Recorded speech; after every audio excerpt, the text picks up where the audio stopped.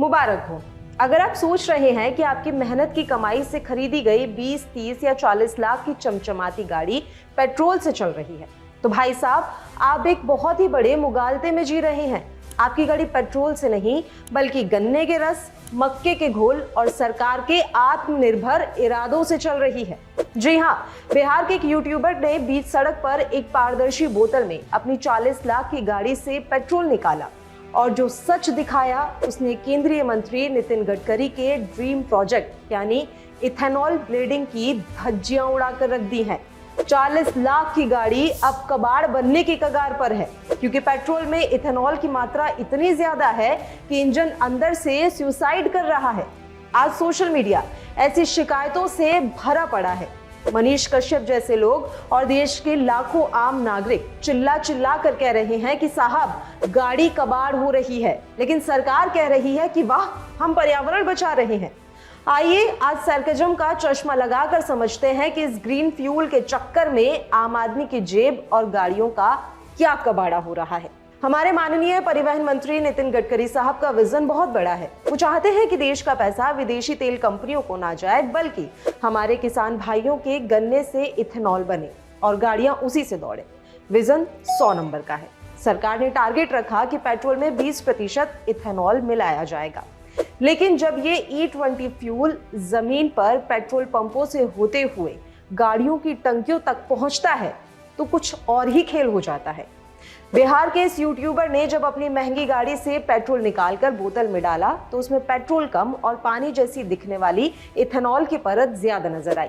गाड़ी का fuel pump जाम, engine से अजीब आवाजें और सर्विस सेंटर वालों का सीधा जवाब, सर फ्यूल खराब है, वारंटी में कवर नहीं होगा। मतलब सरकार पेट्रोल में शराब मिलाकर बेच रही है और जब गाड़ी को हैंगओवर हो रहा है तो ठीक कराने का खर्चा जेब से आम आदमी ही दे रहा है। वाह क्या क्रोनोलॉजी है। ये समस्या सिर्फ किसी एक यूट्यूबर की नहीं है। बिहार के चर्चित यूट्यूबर मनीष कश्यप समेत देश के तमाम सोशल मीडिया इन्फ्लुएंसर्स और ऑटो एक्सपर्ट्स इस मुद्दे पर लगातार सरकार को घेर रहे हैं। यूट्यूब और ट्विटर पर वीडियो की बाढ़ आई हुई है। लोग मैकेनिक की दुकान पर खड़े होकर दिखा रहे हैं कि कैसे मात्र 10 से 15 हजार किलोमीटर चली नई गाड़ियों के इंजन और फ्यूल इंजेक्टर्स सड़ रहे हैं। इथेनॉल की सबसे बड़ी समस्या ये है कि ये हाइड्रोस्कोपिक होता है, यानी कि ये हवा से नमी को सोख लेता है। अगर अब आपकी गाड़ी हफ्ते भर गैराज में खड़ी रह गई तो टंकी के अंदर पेट्रोल और पानी अलग अलग हो जाते हैं और जब आप गाड़ी स्टार्ट करते हैं तो इंजन पेट्रोल नहीं पानी पीता है।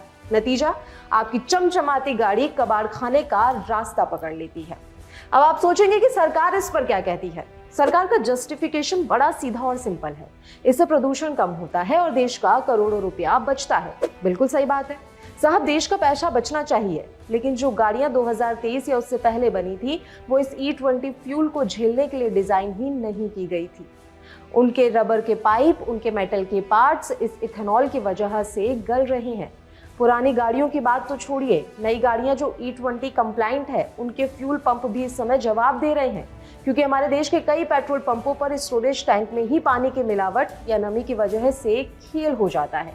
सरकार कहती है आत्मनिर्भर बनो, लेकिन गाड़ी कबाड़ होने के बाद जब ओनर आत्मनिर्भर होकर पैदल चलता है तो वो दर्द सिर्फ वही समझ सकता है।